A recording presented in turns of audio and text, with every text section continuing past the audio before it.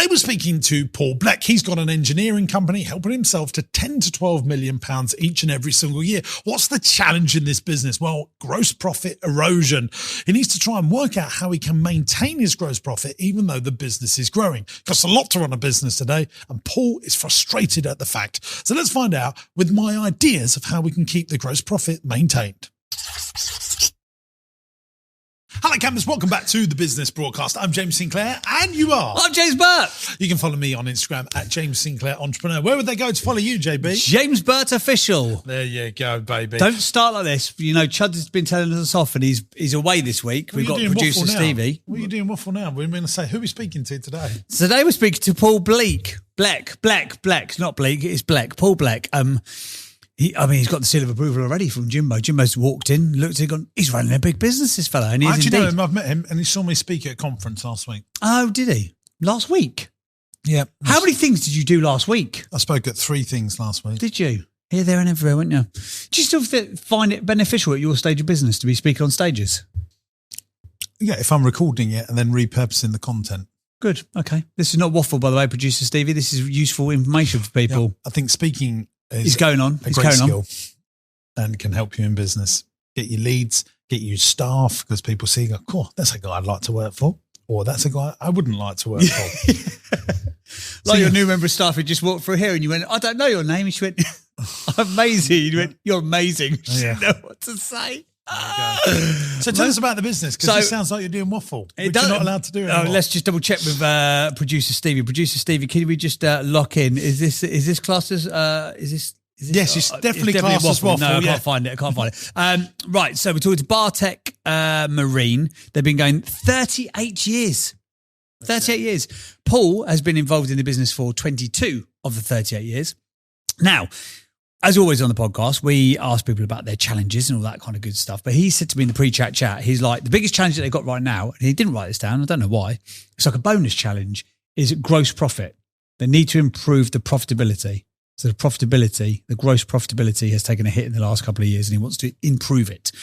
But as a summary of the business, they do £850,000 a month in revenue. They have 65 team members. Biggest challenge, other than the gross profit, is maintaining the quality of service and communication with growth, because they've had quite a big push of growth recently. Second biggest challenge is building a leadership team. Third biggest challenge, maintaining culture with home-based team members. We asked Paul, where do you want to be in 1 year's time? And he said, I want to step back from daily activity to spend most of my time on the company development. We asked him what would the business look like when it's finished. He said he wants a model in place to see continued growth through acquisitions of heritage engineering companies, continuing their legacies through modernisation and amalgamation. Bloody hell, that's a sentence, isn't it? Of processes across the group. This is a big business, isn't it? 10 to 12 million, isn't it? Yeah, sounds like it, yeah. And buying more stuff up by the sounds of it. So we asked him, do you make the profit that you want to make? And if so, what is it? He says, not yet. We're looking at a 10% net profit. Of course he is. The golden 10%. How do you spend your day-to-day time in the business? He says 75% is on operational activities. Making £1 million there, though, roughly, isn't it? I mean, what more does he want? Why does he want more? Another one. We need to ask that question. We need to find out why. Why do you want more profit? Why do you? Do you want a jingle? I've got a jingle for you. Here you go. Why does he want more profit? Go. 3, 2, 1. Why do you Right, let's get it on the right key, shall we? I can't do the singing. I'm sorry. Producer Stevie, you're supposed to be controlling this. It's a terrible start to your production career today. I actually tried to sing it. Why do you want more profit? Close. He did like a, why do you want more profit? You turned into like one of those singers from the deep south. I liked it. Producer Stevie, how are you rating the start of the show out of 10? Great, she can't talk. Brilliant. How do you spend your day-to-day time in the business? 75. Oh, you're not going to like this. Oh, here we go. 75% of his time is on operational activities like financial reporting, customer communication. 25% is on strategic development and leadership, which is the wrong way around, isn't it, Jimbo? You don't like that, do you? You don't like operating. No, I don't. I mean, the business needs to have someone on it and someone in it. Yes. Especially at this sort of size. Surely at this sort of size.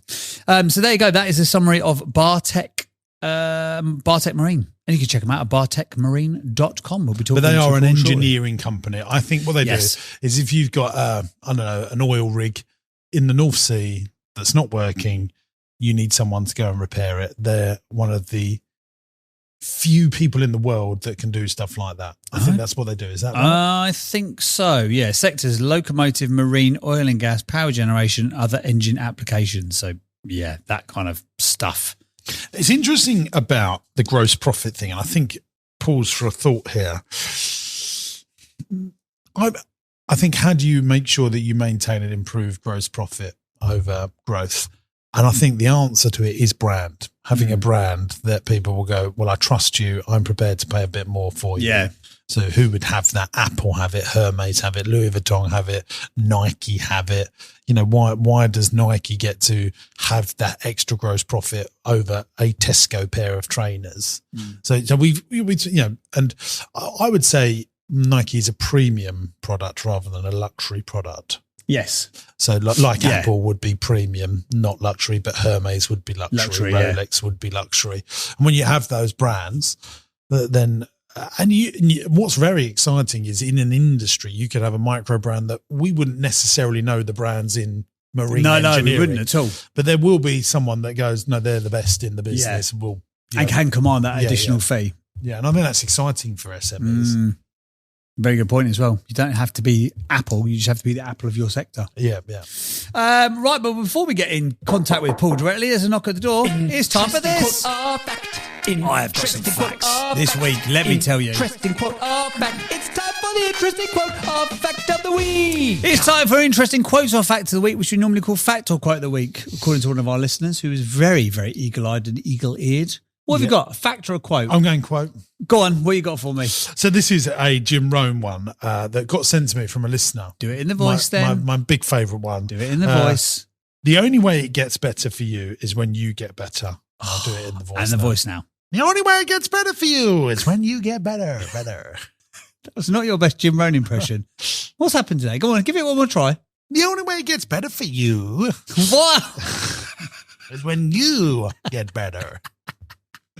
But I like that. He's very good. I have actually, I mean, he's Don't Wish Your Life Was Easier, Wish You Were Better as one of the, but I actually like that little collection. I think it's very powerful and I wanted to share that today. Do you have that? Do you used to have those moments where something's annoying you or irritating you, like you just need to do better? Yeah, how can you get better? I mean, who's your circle around you? I think that pushes you up. Can you move away from your current tribe and check other tribes? Very hard for human beings to do that. You know, that your loved ones could be the people closest to you, your loved ones, your friends, your family could be holding you back quite astronomically. And it takes a very strong individual to go, I'm going over there. Yeah. Maybe you've got an accountant or a solicitor. They're only giving you a certain set of advice. Do you need to seek what else is out there? It's difficult for people to do that. Yeah. I'm going to have a quote then, which wasn't going to be this quote, but I'm going to go with it because of what you've just said there. Me and producer Steve were chatting before we started today, and she was talking about a post that you'd put up that got loads of engagement. It was almost like about a hard time or like 3 bad days you had on the bounce. And I just went, yeah, because misery loves company. She went, oh my God, it really does, doesn't it? But I think that's so, because we always talk about you're the average of the 5 people that you spend most time with, but also be aware that misery loves company. I've never heard that. Really? I'll say that into the microphone now. I've never heard that. Have you not? You've never heard misery loves company? No, I've never heard that. Oh, really? I think my mother used to tell me that, and ironically, she was the most miserable woman you've ever met in your entire life, which is really ironic. Lovely. Yeah. But yeah, misery loves company, so be careful being around those people. Because I also think that the opposite is so true. Because you look at people like we was at BMC last week at the time of recording. Yeah, it'll be a few weeks ago. But there's just some people that drain a room, and there's other people that just light a room up just by walking in it. Yeah, and they're not everyone's cup of tea. James Martin, prime example. That geezer walks in a room, and the energy of a room, and normally the volume of that room, just changes. Yeah. He's just a good person to be around, energetically. And if you watch him in rooms, people are magnetised towards that. And I think also those, what do you call them, sort of like time vampires or mood hoovers. Then those people really do repel people. So if you're not around the circle that you want to be around, just be careful of the advice you take and the mood that you consume off other people. Yep, I agree. Normally we'd move on, but I think producer Stevie is ready with quotes and facts for this week, isn't she? Come on, producer Stevie. What you got? You got a fact or a quote? I'll do a quote. Okay, fine. Is this a new thing where producers get involved? Yeah, why not? Okay. Might as well. I just came prepared this time. She got stuff in a notebook. I've got it written down. Okay, so this is from Christian Bale. You know the guy who plays Batman. Oh yeah. He's been on the pod. Oh yeah. I remember him. He's a big God, fan. if he was there, I'd definitely remember that. If you've got a problem with me, call me. If you don't have my number, you don't know me well enough to have a problem with me. Oh, that is good. Yes. Stevie, that was so good. We'll have it again, please. Oh, okay. But we'll use the interesting fact or quote music. Okay. If you have a problem with me, call me. If you don't have my number, you don't know me well enough to have a problem with me. Yeah, that's very good. Producer Stevie, everybody. Thank Producer you. Stevie. Some say she's a poor man, Chuds. I say she's an improvement, quite frankly. And there you go. There you go. Interesting fact or quote of the week. If you have got an interesting fact or quote you'd like to send in and get a shout out, please feel free to do so. Thank you. That's good. Hey gang, we're going back to the pod in just a moment, but I wanted to tell you about Entrepreneurs University. This is a platform that I've created for entrepreneurs and business owners that are serious about growth. There's 100 video lessons from me on everything in business, raising finance, buying companies, property investment, and everything in between. Attached to each video is a downloadable PDF that goes into more detail about what we've learned in the video. It goes one step further than that because I've also put stuff that you won't get anywhere else onto Entrepreneurs University. The lessons go into way more detail, but not just that. You're going to get my business plans, my spreadsheets, and all the files that I use to drive the KPIs in my business. Just think about how powerful that could be for your business. And here's the good news. You can try Entrepreneurs University for free. 14-day free trial. After that, it will cost you just $49.99 a month. That's less than a pair of Nikes to grow the profitability in your business. There's a link in the video description, and I cannot wait to see you in Entrepreneurs University.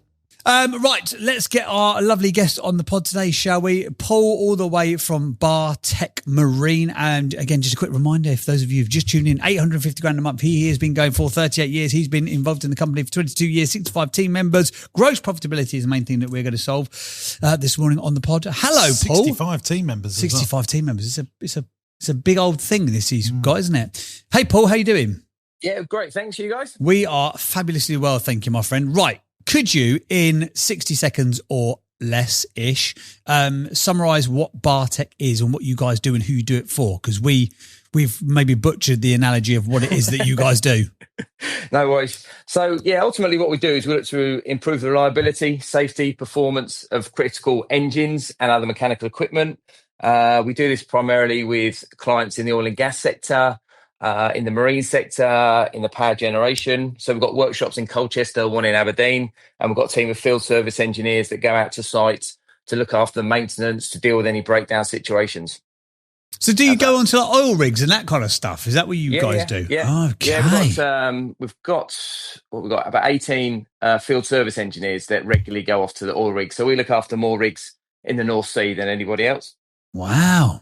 Okay. Can I just, how'd you get to them, Paul? Hello, by the way. Hello, James. We're helicopter. In the UK, helicopter. We do some overseas. You have to get the boat across to the rigs. So what does it cost? If I want to just have someone call out, do a service on my oil rig and service one of the engines Here on he there. goes, new thing for James Sinclair. But what does that conversation start at? Because if a couple of helicopter rides, you obviously got to get them back as That's well. how you get to work, isn't it? Oh, shut Punchy, up. isn't it, price-wise? No, but I mean, that must layer on some costs, mustn't it? It does, yeah. The oil and gas operators, they have contracts with these helicopter companies, so they'll probably have a trip going out every day anyway. So there'll be various other kind of crew changes. So it isn't just for our engineers. Fine. So you haven't charged them for that bit? No. That's all under their regular costs. Fine. Okay. That's a way to go to work, isn't it? Helicoptering in. I suppose that's bringing them food and drink back, is it? That's what they're probably doing. All that tends to go by boat. They have like a supply vessel with containers on the back. So that's how all of that stuff goes out there. But the personnel will go out by helicopter. It's mad, isn't it? It's like these whole industries, these whole sectors that power our lives. You just got no concept of how this stuff actually works. If you don't even think about, like, when you put your gas on in your kitchen to cook your boiled egg in the morning, you don't think, Paul's guy's been out in a helicopter to make sure this happened. It's madness. Paul, before we go any further, thank you for the summary. It was beautifully articulated. We've got a new thing on the show because we got some hate on YouTube about the fact we don't ask people how they got their first customer, which people loved as a concept, obviously for an entrepreneurship show. So, but before you answer the question, here's a jingle to help you answer the question. How did you get your first customer? How'd you get the cash? How'd you get there? How'd you get the cash? That's the question we all want to know, Paul. Okay, so if I kind of go back to when the business started, so it was my father-in-law set it up in 1987, and he was one of these engineers that used to service vessels around the world. So he had a lot of experience, background, and built up a network. He ended up having a commute of around 2 hours a day to a company he's working for, and that was that was kind of the straw that broke the camel's back for him to say, look, I'm going to set up on my own, had his own ideas, his own expertise. So that was where the company was born. So he went, but how did he go and get his first? He just stole some customers from someone else. Is that effectively what he did? To be honest, I think the first customer was working directly for the manufacturer, because he worked for one of the main engine manufacturers that used to be based in Colchester. So he was able to work directly with them and support them. So he used his network to really get the first customer. Yes. Yeah. Wow. What about now? How do you get customers now? We have a lot of success with content marketing. We also, because we represent certain manufacturers, so we've got, for some of them, we're the sole UK service dealer, so we're recognised by them. So that opens up some additional doors for us as well. We do exhibitions. We're trying to be very visible when it comes to the internet. But let's just pause. This is so here. interesting, isn't it? On a content marketing it's very niche. I would never need it. James Burt would never need it. I've no intention of buying an oil rig. Wow, we finally found the one thing he doesn't want to buy is an oil rig. So where do you put the content marketing? What's your market and what's your message? And then what's the media you use to make that all tick? So we've got a CRM system. So with the customers we've dealt with over this period, we've done a lot on LinkedIn. LinkedIn's our main platform that we use for socials. So we've obviously built up a network on there, and then we've built up our mailing list. So we'll look to send out like a content marketing email every week, and then we'll repurpose that across socials. Fine. And so people in the industry, because it's quite niche, follow you. Yeah, exactly that. So we've been able to kind of target the type of customers, almost like the avatar, for the people that are going to be of interest to what we do. And the nice thing is, we deal with like engines and engine problems every single day is what we do, where our customers, this is just one part of a bigger system. So think of an oil rig, there's so many different things to consider and to work with that the engines don't really get much of a look in, so they don't get a lot of experience. So the more that we can share the knowledge of little telltale signs or things to be aware of, the more confidence they have with us. And sometimes it's just getting that right message at the right time, which then, we've got that problem. Can you help us out? Just interesting. Another thing, obviously doing like 10, 12 million a year, what percentage of the UK market share or world share have you got right now? I'm just wondering how far could it go? Wow. Because we work in not just the oil and gas, but in the marine sector and the power generation, the sector is huge. There's more and more backup power required, obviously, with the use of technology. There's a lot more data centers back up there, but also because we work global, so it's an absolutely huge, billions of dollars market. Okay, fine. So there is loads to go for. Absolutely, yeah. But I suppose, do you have enough leads coming in? Is it the talent that is the challenge, or is it the leads, or both? We get there's plenty of leads, there's plenty of opportunities. We've got a good really good team of field service guys. We've also got some contractors that we can utilize as well if there's some additional scopes. For me, it's about the scale, and this is what links back to the gross profitability. So we've had the growth within the business in regards to the kind of the revenue and what we're doing, but it's managing the work that we're doing so we can do it consistently, so we can do it efficiently. And that's the bit that we're really working on now to kind of scale it for the next stage of growth. What have you seen your GPs dip as you've grown? Is that what you're saying? It's exactly it. Yeah. But that happens in every business, Paul. Yeah. I mean, I think that is, unless you've got brand behind you, I think that is a very common trait. Yeah, and I look at it as in the kind of stage growth, and I've seen these kind of charts before where you get the growth and then you kind of plateau or you dip a little bit because there's almost as a change in how you have to operate the business. You know, maybe put another like level of leadership teams in, or there needs to be some more systems. When you've got a smaller team, it's far easier to communicate, to share information, to have consistency. So what's etching away at the GPs? Is it overhead or the cost of materials or the cost of staff? I mean, what is it? No, I think there's kind of two areas really. It's one of them is because some of the projects we deal with can be quite complex when we're quoting. So it's not just provided, we've got to know all the parts that are going to be needed, how much time it's going to be, if there's going to be complications on site, if there's any specialist tooling. There's always a shuffle around of engineers, so we might have to bring in some contractors to support that. So there's a lot of considerations from the quoting perspective, and then when we actually get to deliver the project and the job, it's then making sure that we are consistent with that, or if there's any changes, how we manage those changes. And we have a habit of, especially in the workshop, our engineers, they just want to do a really good job and they don't capture maybe all of the costs and maybe the overruns for additional work that's carried out that then should be put back to the client in some cases. And why can't you put an estimator that's layered on top so that the engineers can't price it without having a second sign off? Well, yeah, that is part of the process that we're doing, because it's what we're seeing now is having to get more people involved when we're doing the putting the proposals together.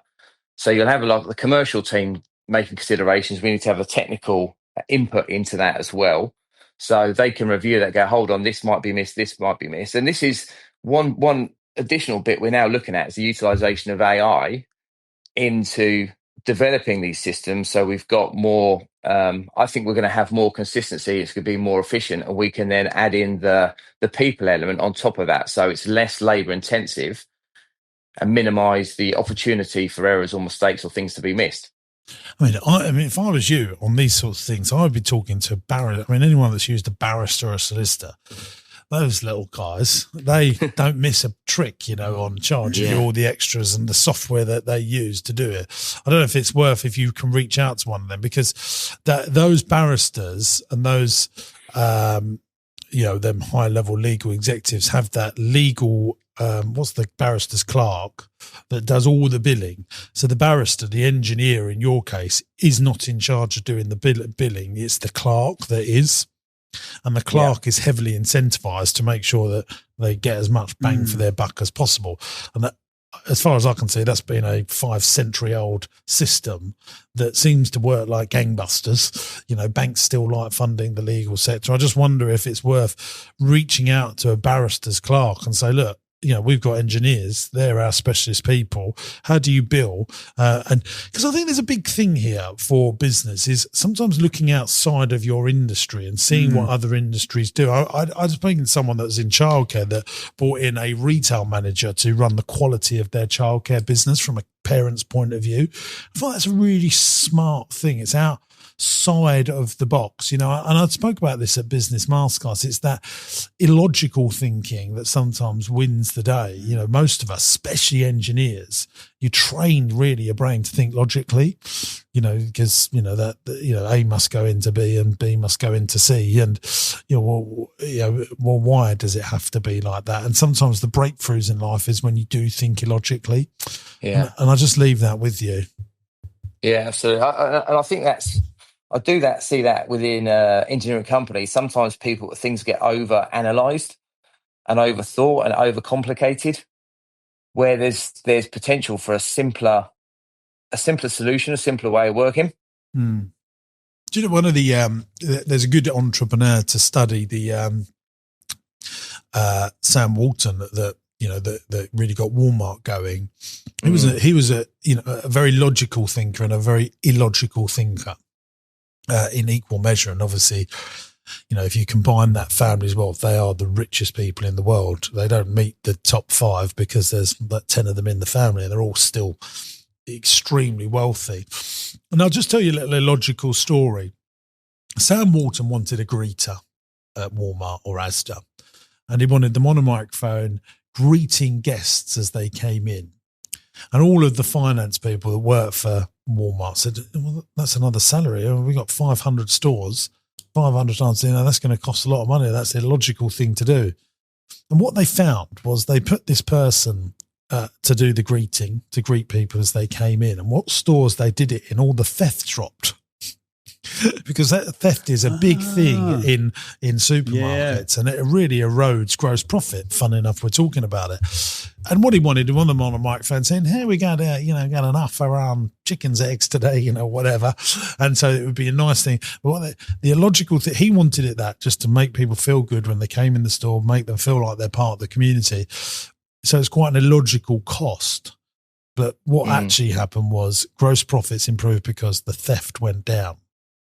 Now, I don't know, it's loosely connected, but, sometimes we do have to think outside the box to solve a problem. And, maybe that having that pricing person so the engineers don't have to do it could be the one for you.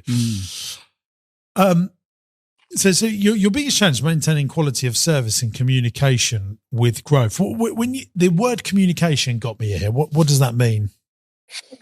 There's kind of 2 elements for it. One of it is the internal communication within the business. So we've got, as I say, like home-based field service engineers. So we'll have engineers that will be going on to site, maybe going on to oil rig, that aren't in the office, that aren't around the other bits of the business. So when you've got a project manager based in an office, you've got a commercial point of contact there as well, and then you've got an engineer going to site. There's the communication is a bit more complicated. I always remember when we were smaller and we were basically everybody in one office, and it was great. You could pick up in conversations, you could pick up on incoming calls, you could kind of get a vibe. But even when we split the office, you saw that the communication channels were impacted. And then it's just kind of, it's compounded from there when you have field service guys that are at home as well. So that whole communication, and it needs to be like a two-way communication. So the guys are prepped for what work's happening, and then when they're on site, communicating that back. There's that part of the communication, and then it's like the company-wide communication as well about what we're trying to do and the vision of the business, getting everybody aligned. Well, I think you've hit 2 nails on the head there. Now, number one, once you grow and you go past 12 people and you're all over the show, I think culture does get damaged. It happens in every business, including mine. When it's small and it feels like a family, it's amazing. When it goes over 12, it becomes more of a challenge. Now, the first thing to do is recognize that this is happening and then make it part of a process of doing this. So, what do religions do? I'm sure you saw me speak at a conference the other week. They work so hard to install culture through, content, meeting up every Sunday. The army do it, schools do it with assemblies, armies do it with roll calls. And you need to be aware of it and make sure that is part of your plan to try and foster it so that it's better. Most people are not aware of it and just think that it's everyone else's fault but theirs. It is absolutely your responsibility to focus on the 4 key areas: innovation, marketing, culture, recruitment, as a business grows. And it's one of the big things I think owners of businesses should be focusing on, because if the culture's better, you save money, people don't waste, they don't take the mick, they stick around for longer, which is less recruitment fees, you become more profitable, and it becomes self-fulfilling. So you've recognised it. What are you going to do to improve it? So, them away days are really important, but do them regularly, quarterly if you can. Again, this layers on more costs to the business, but I always say to people, you say you can't afford to do it, but can you afford not to do it? And I do think those things are really important. It's why I'm absolutely against 1,000,000% against working from home. I think it's a load of tosh, and I think it damages culture. I want my people around me, and you recognise that when they were around you, it was better. But as you've got multiple locations, but you've got to be on it, and I know what happens to business owners, Paul, because I'm the same, that what fires need to be put out, like all these things. That working at peak performance is working on very important, not urgent stuff. But if someone says, Paul, we've got a £1 million contract here, I'm going to need your help to get the proposal done, sign it off. That's, naturally, that's where your time goes. And then, making sure that everyone feels lovey-dovey, happy, clappy inside, which is just equally as important, doesn't get the time as the £1 million contract does. I get it. We're the same, but I think the very fact that you're talking about it will mean that you're ahead of most people. Yes, I was doing like a meeting within the business, going to have an update every month, and guys that weren't here join in via Teams, but that you don't get the same vibe as people in the room, people in Teams. But then there probably isn't another way to do that, so I've started doing some videos kind of every couple of weeks as well, just a bit of an update. I'll tell you something that we do in our businesses. We definitely do weekly meets for management meetings, and maybe you need to do that, and they'll go on and on and on and on for the first couple. But if you get round to doing a town hall every single week, everyone just logs in on Zooms, talks about, and just do a Lion meeting. There's a little framework that I use. So you write down Lion on the left-hand side of a page. What did we do last week, team? What issues did we have? What opportunities have we got? And what are we going to do next week from a senior leadership point of view, from a group point of view? And you do that every single Monday with the team. That will absolutely improve culture. Preferably in person, but if not, they can Zoom in. And our indoor play business, they're starting to do that now as well. We've implemented I won't be turning up to those, but our management team, right, what did we take in sales last week? What issues have we got? What opportunities are there? What are we going to do next week?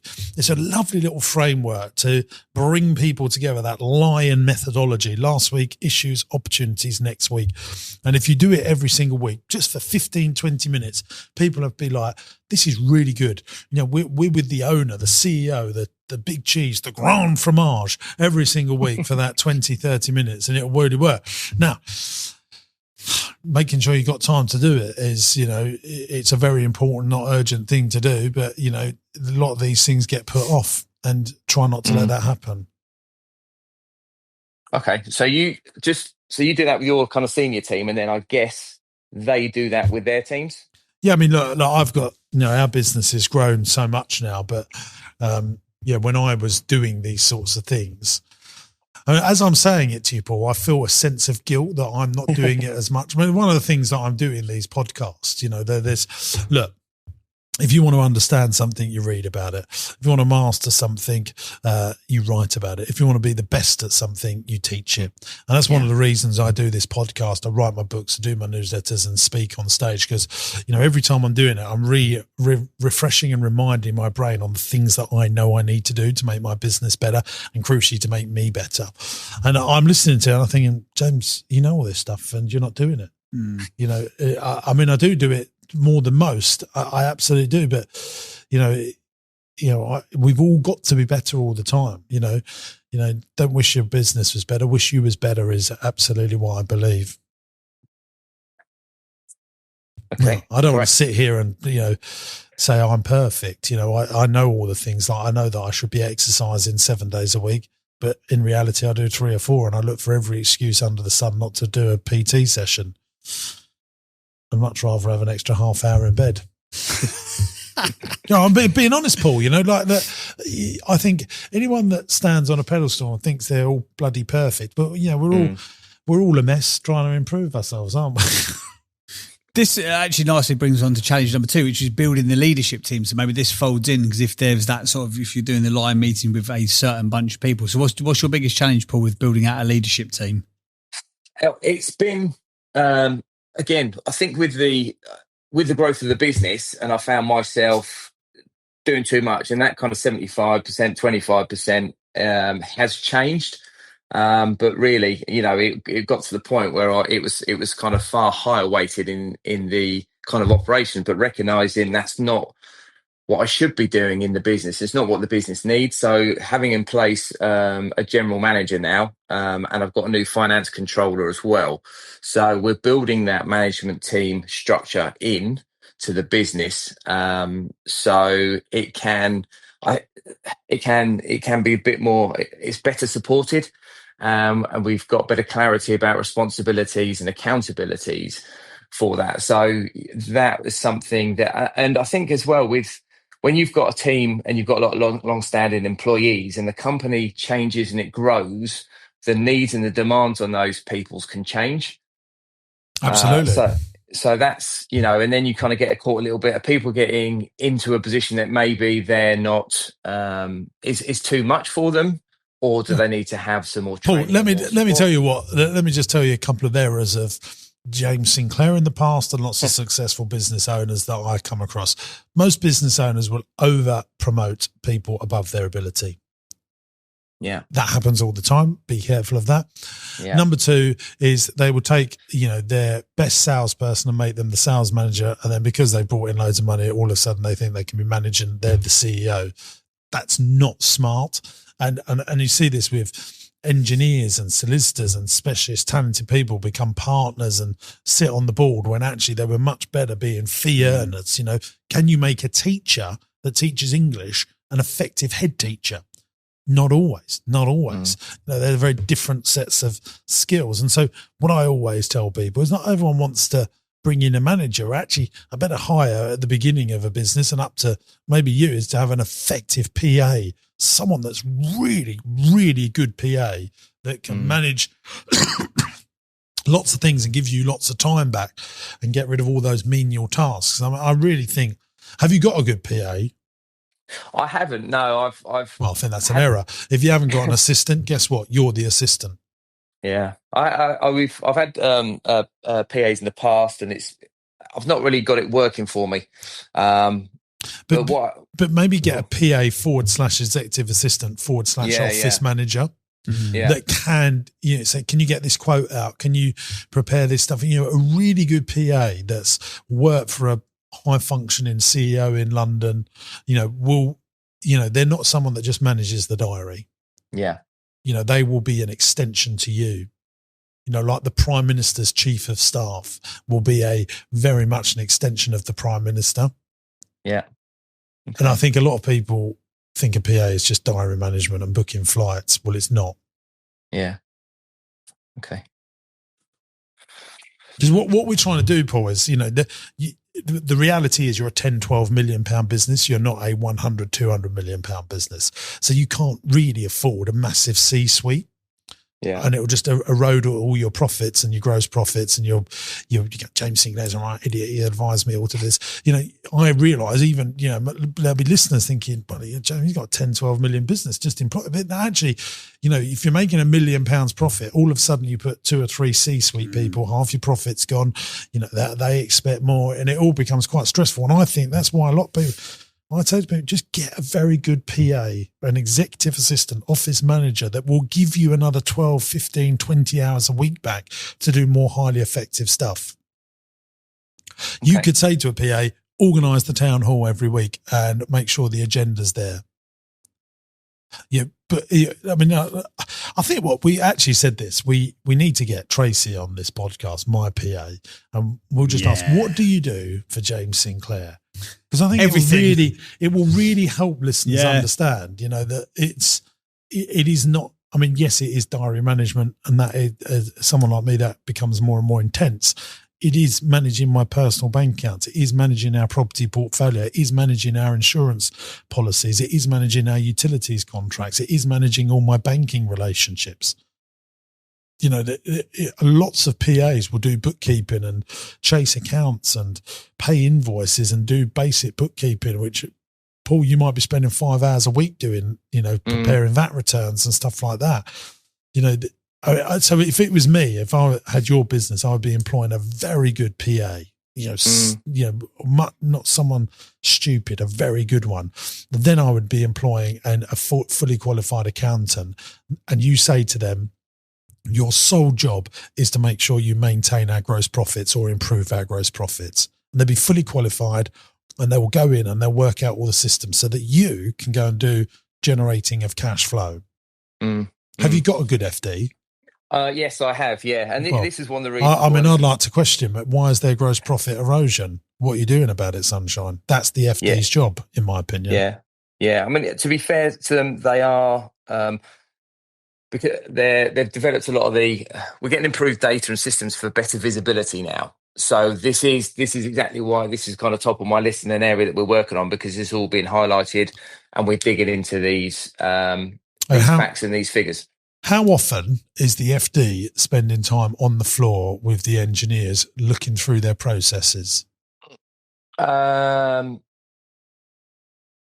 Yeah. Well, don't say it live on the podcast. I'm just putting these little notes into your head, because a good FD in an engineering business will be spending a lot of time on the floor watching systems and processes rather than just sitting in the office. Because if there is a problem with growth, so in Teddy Tasty, one of my businesses, I saw 2 of our accounts people in the warehouse counting stock and watching systems and processes, because that level of accountant should be all over the software that you use. They should be questioning things. A good accountant, we're not talking about a bookkeeper here. A good FD will be heavily involved in operations as well. Yeah. Yeah, absolutely. And their primary focus in a business like yours will be protection of gross profit via understanding the operations. Yeah. There's a lot of big businesses, by the way, Paul, sorry to speak over you. The CFOs of big businesses end up becoming the CEOs. Yeah, I've seen that. Because they have a deep understanding of ops too. Yeah. Probably part of the role that you need to play, Paul, is to empower them to do that. Because if suddenly this CFO goes, "Oh, right, guys, I'm going to watch you build an engine this afternoon," and they'll be like, "What's he doing? What are they doing? Why are they doing that?" So they need to be empowered so that they don't become the enemy to the rest of the team. Like, we're looking for efficiency so we can work better, and it needs to be framed in the right way, and then put it on them as a deliverable that they have to achieve, but let them succeed. I've got 10 fully qualified accountants, bookkeepery people work for me across my suite of companies. Only one of 2 of them want to go in and be on the floor and understand ops. It's very easy from a finance point of view to sit behind the screen and say, why are they not doing this? Why is this not happening? Well, can you come up with the solution? Yeah. Can you come up with the solution? Can you get on the floor and tell us how to do it, please? Yeah. And that's the difference. And credit to them that they are doing that. They are working with the kind of technical team to get a real understanding, looking at the purchasing, looking at the quoting side of things as well. Maybe not actually on the shop floor, but it's the shop floor. That what you've just said there is what every accountant does, or every finance person. They've got to spend 30% of their time, looking at the system and the way it works if they really want to affect change. Like if you, for example, if you're making a cake, if you're working out all the costs of the ingredients and the supply chain, you can do that from an office space. But if you really want to understand how to make a cake, well, you've got to make it, not just understand where the ingredients come from. And you've got to work on that bakery floor to really understand the idiosyncrasies. Oh, yes, why are you leaving them lights on for half an hour? Why have you only putting 20% of the stuff in the oven? Why are you not filling the oven? It's the same amount of energy if you put 20 cakes in there as if there's 100 cakes. That stuff you're never going to see sitting behind a desk. And that's the difference between different levels of finance people and different levels of CEOs, different levels of senior management. That's why why does McDonald's so McDonald's opens a store, JB and Paul, they open a store and they run it for 2 or 3 years, and then they sell that store to a brand new franchisee. That franchisee comes in and makes it more profitable within a year, nearly every single time, because they're on the floor and they go, do you know what? We're closing this store at 10 o'clock, but actually there's a lot of people out the front of the store. Should we stay open until midnight? Because all the bars are coming out. Whereas management will never push for that to happen. You could never find that local knowledge behind a screen. You need to be on the shop floor to go, let's open an extra 2 hours, or, there's a lot of staff in there. We could probably trim that down 10%. The ovens, are inefficient. No one's doing anything about this. We keep pushing out. And that's why franchisees are so important for big businesses, because they get those little 10% improvements, which makes a massive difference to the gross profit and to the bottom line. And that's why franchises can really work. Mm. Yeah. And I see it across my businesses all the time. Yeah, when I go and do walk-arounds and I go around them, I see waste aplenty. That's why I spend my weekends just driving around our sites like the sado that I am, going, this isn't good enough, that isn't good enough, this isn't good enough, that is, because I can't do it Monday to Friday, Paul, because I'm not in the mindset. I've got my WhatsApps are blowing up, my emails are blowing up, my phone calls are blowing up, I'm doing content. So that's why I have to be in the frame on a weekend to go and do it all, and see it all and go, look, I spot tens of thousands of pounds worth of waste, inefficiencies, or missed profit opportunities on my weekend drive arounds. It's disgusting. Yeah. I don't know why I'm telling you that. It's counselling for me. Yeah. Do you feel better for that? No, but I know it happens in most businesses, Oh, it does. It does. Yeah. I mean, I've got similar experiences of walking around the workshop and asking questions, and you see things from a different perspective. Yeah. I see different people in the business look at things from different perspective, different people in different roles, like a commercial team, like an engineer. But when you look at it from a whole perspective, you see other things that the other individuals aren't seeing. Yeah, absolutely. That's like Elon Musk, why is Elon Musk sorted out Tesla by literally sleeping on the shop floor, didn't he, in the factory? Yeah, I've not gone that far yet. No, but he worked with the engineer. I mean, he's got his idiosyncrasies, that chap. But he said that's how I worked it out. Yeah. Brilliant. Right, what's the third one, Joe? Third challenge: maintaining culture with home-based team members. I think we've touched on that a little bit. Don't ask me, because I don't know how you do that. Sorry, I just don't know how you do it. Yeah, because I don't agree with it. I think it's tosh of the highest level, but you got people on the road. They're not really. I mean, they're remote, aren't they?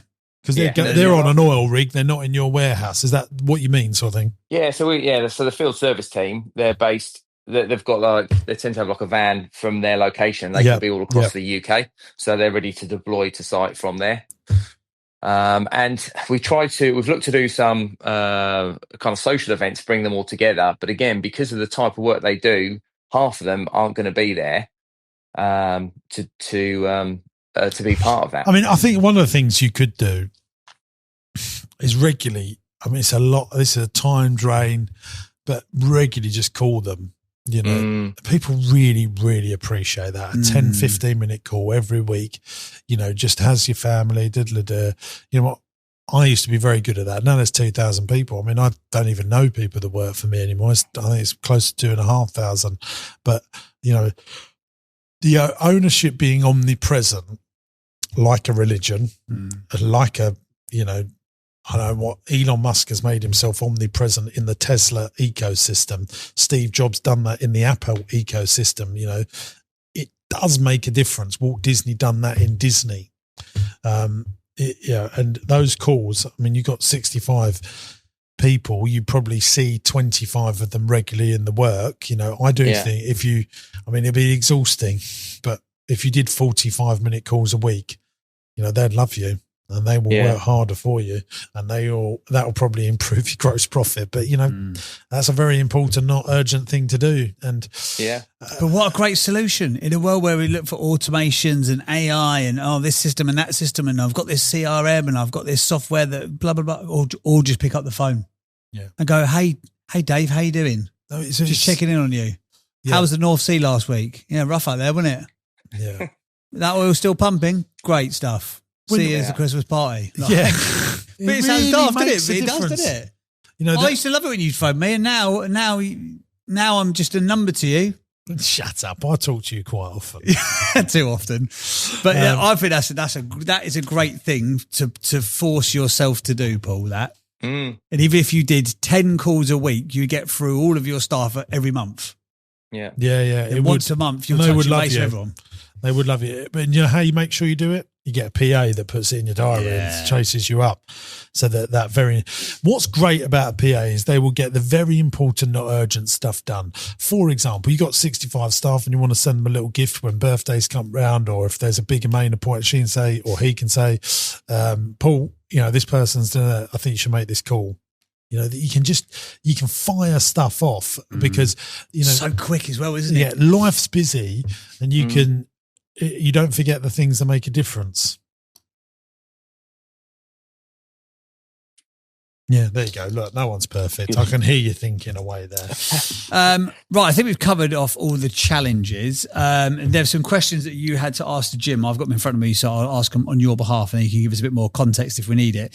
So questions to ask James. How have you managed growth while maintaining core values and consistency of delivery? I don't think we always have. I start and get perfect later, and go back and repair. And I think anyone that says, that they have, they haven't. They just haven't. So you're working out, you haven't quite got the right talent. Human beings are human beings. The big thing about human beings are human beings is the whole reason, really, that we've got AI. Because we don't trust ourselves. No. And that ultimately is why we've got it. Why did we have the necessity to build the tractor? In the last technological revolution, is because, it was more efficient than us. Yeah, exactly that. And, and so what I do though, here's what I do, Paul, is I look at things and I want continuous improvement. And whilst in your belly, that there is a desire for continuous improvement, you will always get better. And when I buy companies and when I see people, they've given up. There's a lot of people that go, I've had enough of this. I don't want to do it anymore.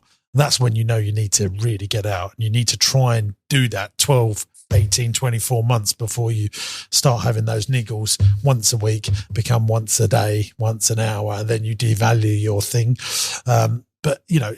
I want my businesses to be better and better all the time. And so if you have a desire for continuous improvement, then you'll get it. Which nicely leads on to question number 2. What are the key lessons that you've learned in acquiring businesses to make them successful? You talked about when you're looking to buy stuff. One of the best things about acquiring businesses, Paul, if they're big enough, you usually help yourself to a boatload of talent. That can, and what I always say is, look, if you're buying a company, the real winner chicken dinner moments are, can it improve what you've already got? Are they doing some things better than you? And then if you look at the profitability and the opportunities that business has got, that's the cream of the cat. Yeah.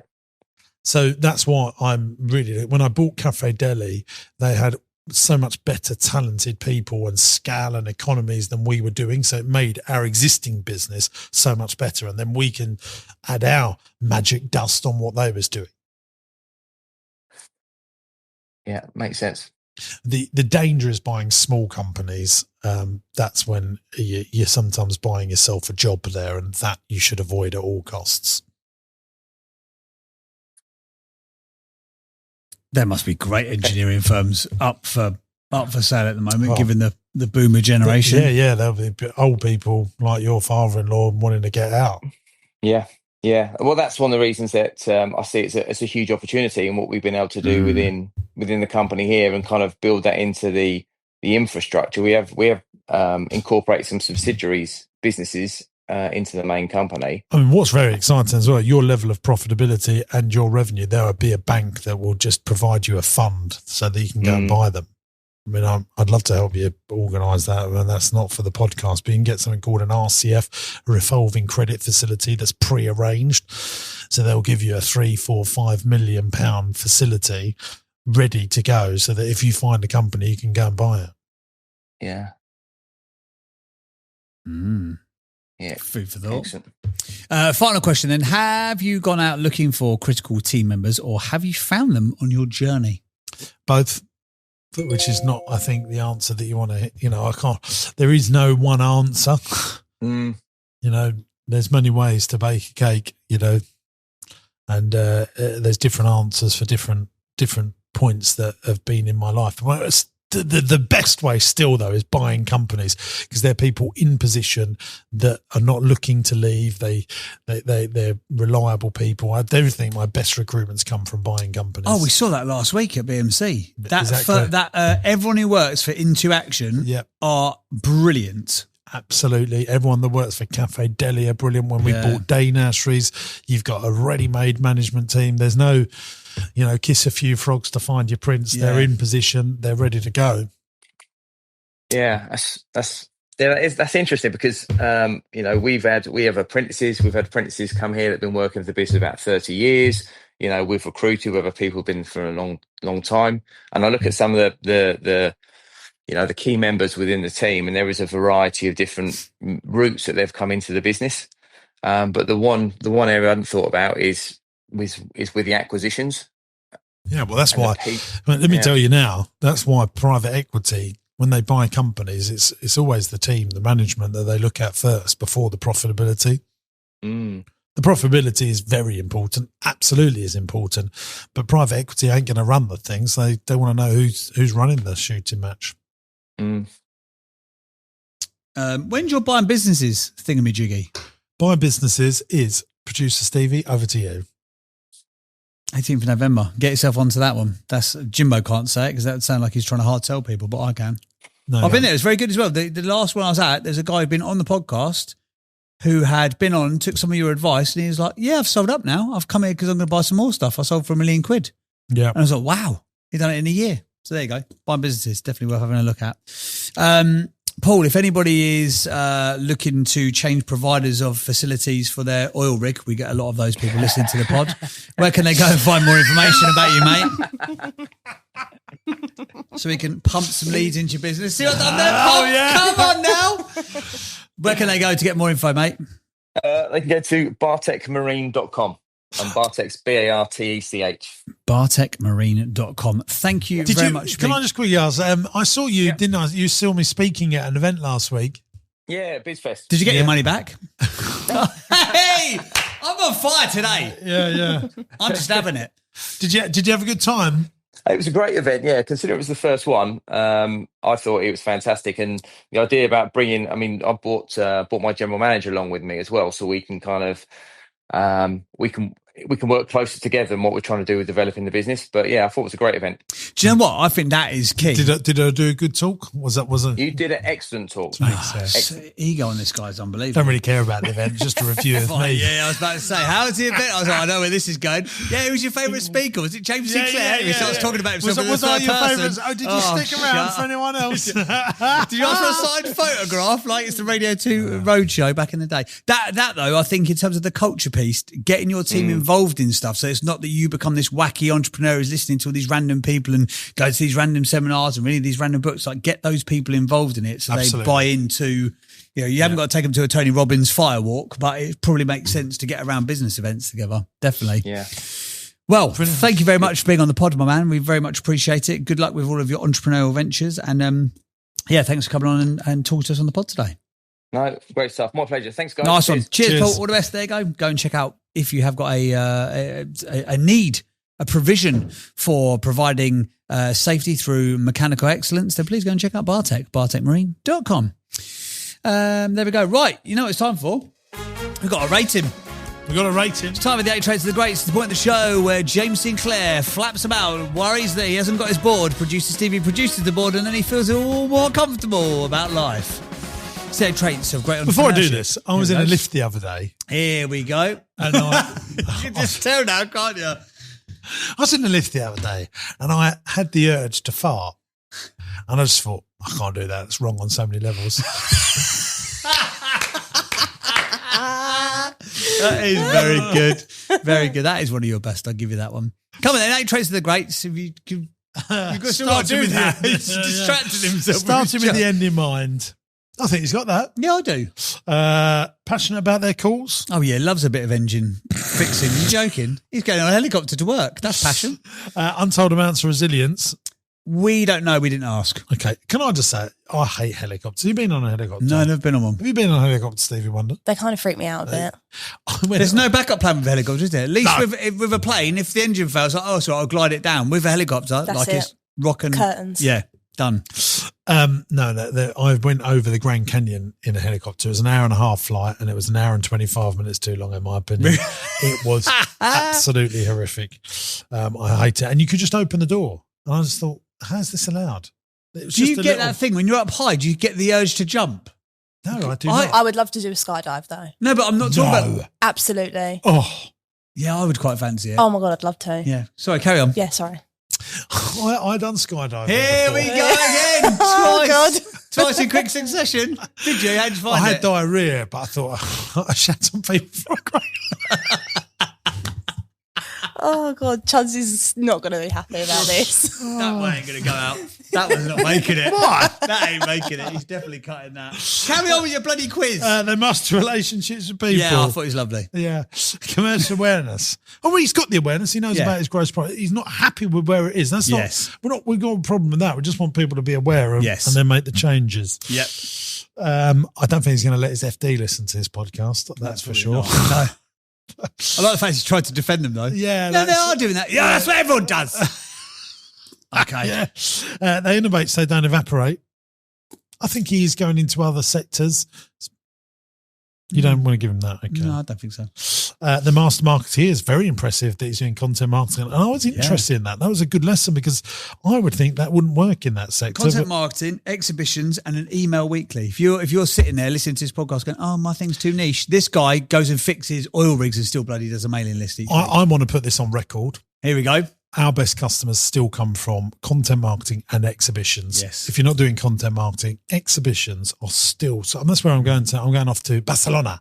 See. To get a paella, and we're doing a big conference exhibition-y thing for Teddy-tastic. What for? Like what sector? Leisure. It's the International Association of Pleasure Parks, Piers and Attractions. Easy for you to say. IAP. It's called IAPA. It's in Barcelona. IAPA. Next year it's in London. Oh, and they go to different cities around Europe. Last year it was in Amsterdam. Okay. So they choose a different. Do you have many international clients for Teddy-tastic? We do have some, but you want more. Basically, everyone that goes there is from the UK. Oh, right. They go every year, you know. Oh, okay. So we're seeing our UK customers. Are you talking at this thing? No, they asked me, but I said I'd speak if you give me a free stand. They said no. I said, well, I won't speak then. Oh, somebody threw his toys out the pram, and ironically, he's making the toys to throw them out. Yeah. Goes full circle. They stay teachable and curious. So what are you going to an exhibition for? Sorry, I'm intrigued by this as a man who's super busy. What? Well, I've got 4 meetings tomorrow. Who organised them? Your PA. PA organised. There you go. Full circle again. And some of them I've organised. I'm seeing people. Potential job interviews I'm doing out there for people to come work for us. Someone that wants to sell their theme park, I'm meeting up with them. So yeah, so very busy. By the way, sticking to this feature. Yeah, sorry, carry on. Yeah, he got a 6. Oh, which sorry. is very impressive. Sorry, I really underplayed that. I feel like we should do that. Come on. Not many people get a 6. They don't. And so you now get the great song. Yeah. Sung by JB. Okay. What's the 6th one? He's got a 6. He's full of entrepreneurial tricks. He's got a 6. He's full of entrepreneurial tricks. He's got a 6. He's full of entrepreneurial tricks. He's got a 6. He's full of entrepreneurial tricks. He's got a 6. She loves it. He's got a 6. Stevie joins in. He's got a 6, 6, 6, 6. He's got a 6. Go, Stevie. Oh, no, let's not do that. Fine. Well, if you're not joining in, I'm not carrying on. There we go. Can I just say, 6 is good. We would never have got that whole song if Chuds was here. No, that's the good thing about I can Stevie. just leave it playing in the background. Just keep We're like, going the no, whole it's going time. to get demonetized off YouTube. I've checked the algorithm. Shut up.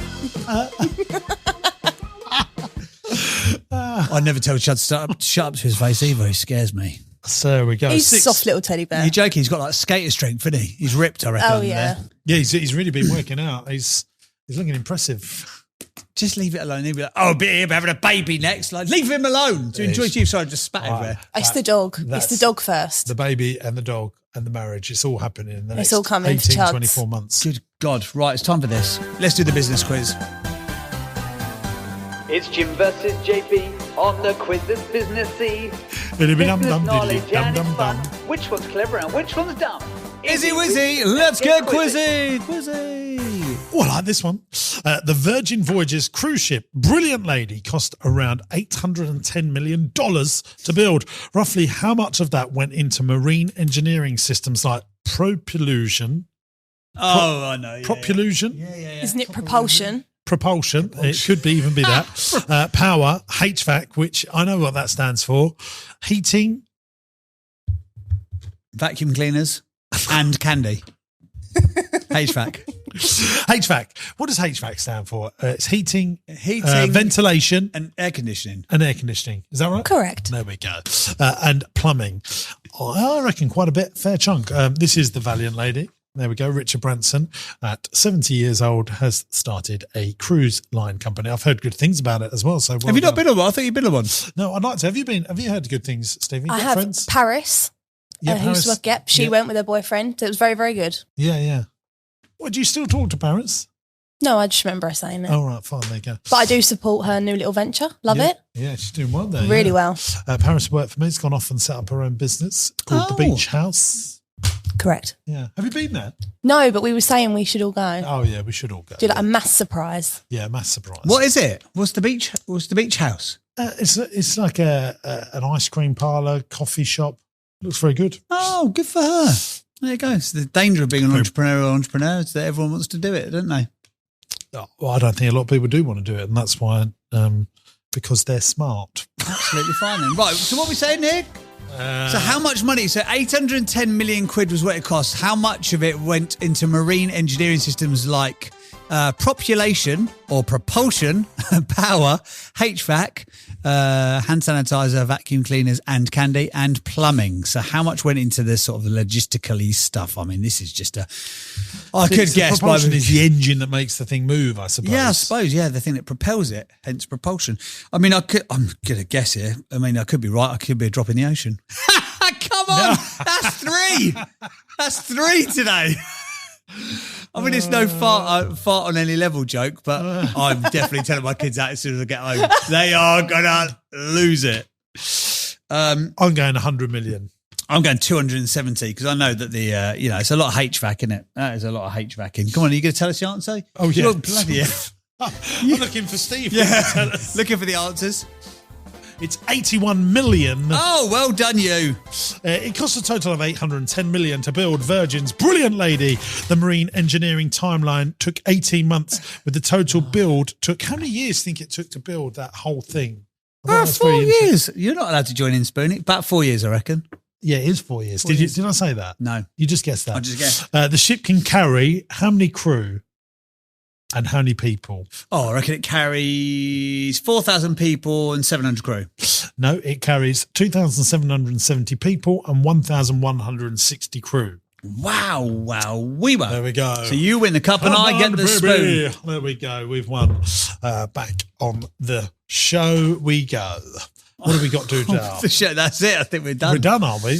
By the way, gang, I'm running Business Buying Masterclass. Buying Businesses Masterclass. It happens on November the Hoodly Doodly. 18th. On the 18th. Oh, God, that's a good impression of Stevie I done Very there. good, wasn't it? If you'd like to come along, we'd love to have you there. It's a full day on how to buy companies. Tickets are available on my website, jamessinclair.net. Click on seminars and all the details will be there. Now, there'll be a little ad telling you to consider applying, coming on the podcast. So I'll do that. But we really would like you to. If you've got a good business, You've got some challenges, we'd love to have you on. And do you know what? I saw some people share. They've been on the podcast. The amount of people that reach out to them afterwards, JB, to do business with them, to consider working with them, solve them solutions. Very, very powerful. A lot of people are listening to this podcast now. We get well over 1 million downloads a year. So, you're going to get your eyeballs and your earballs on the pod. Earballs, there you go. Earlobes. If you have got earballs as well, go and see a doctor. That's all I could say. Go and see a doctor. So there we go. And if you can think of any other features that we should add to this podcast. Don't. We've got jingles. We've got 3 different segments. We've got a 45-minute conversation with somebody. No one's got the time. We've got a gigantic bloody spoon now. Don't talk to me about like that. Oh, sorry, Spoonie. I just love the face on it. I love the fact it's a miserable face. We are going to get that spoon undone so that it's got a movable mouth. So control it yeah, that'd be amazing. Oh, I can't wait for that. And if you're on a podcast, you can check out my website as well, because we always talk about your stuff. Yeah. I don't get any value from being here apart from the banter. Shut up. You can go to thisisphonic.com. I've got a new website. You can check out the new website if you want a podcast. What is the new website got on it? Just more information. We've just laid out better. Phonic. Terrible name. PHONIC. What? Phonic as in audio? Come on now. It's not my first rodeo. Oh, does it start with an F if they're dyslexic? Do they? Have you spoken to a lot of people about it, have you? Well, yeah. You can't just let me have it, can you? You can't just let the little man win, can you? I'm trying to help you. It's How is this helping? PHONIC. Yeah, this is phonic.com. When I was a little boy, I used to get bullied. Here we go. Third on the bounce. Come on. I'm sorry to hear about that. I used to get bullied. Yeah. And so my dad said, right, you got to go to karaoke. I've ruined it. You got to go to karate lessons. But because I'm dyslexic, I ended up going to karaoke lessons. And I got through the first verse of I Will Survive before they punched me in the nuts. There we go, gang. I'm glad you listened to it. This is the one of the top 5. This is the 5th best entrepreneurship podcast in the country. Also in the comedy section now. Yeah, it should be as well, shouldn't it? Right, thanks for listening to this podcast. We'll see you on the next one. Ta-da. Buongiorno. Thanks for watching today, gang. I hope you enjoyed the show. Now, look, we're looking for some great businesses to come on the podcast. If you've got challenges, but you're desperate to grow your business and you can't necessarily work out how to do it on your own, you'll be a perfect candidate to come here on the podcast. It's absolutely free to come on the show. Go to my website, jamessinclair.net, and there's a podcast button. Click on the podcast button, fill in the application form, and we'll do our very best to get you on the show and try and grow your business.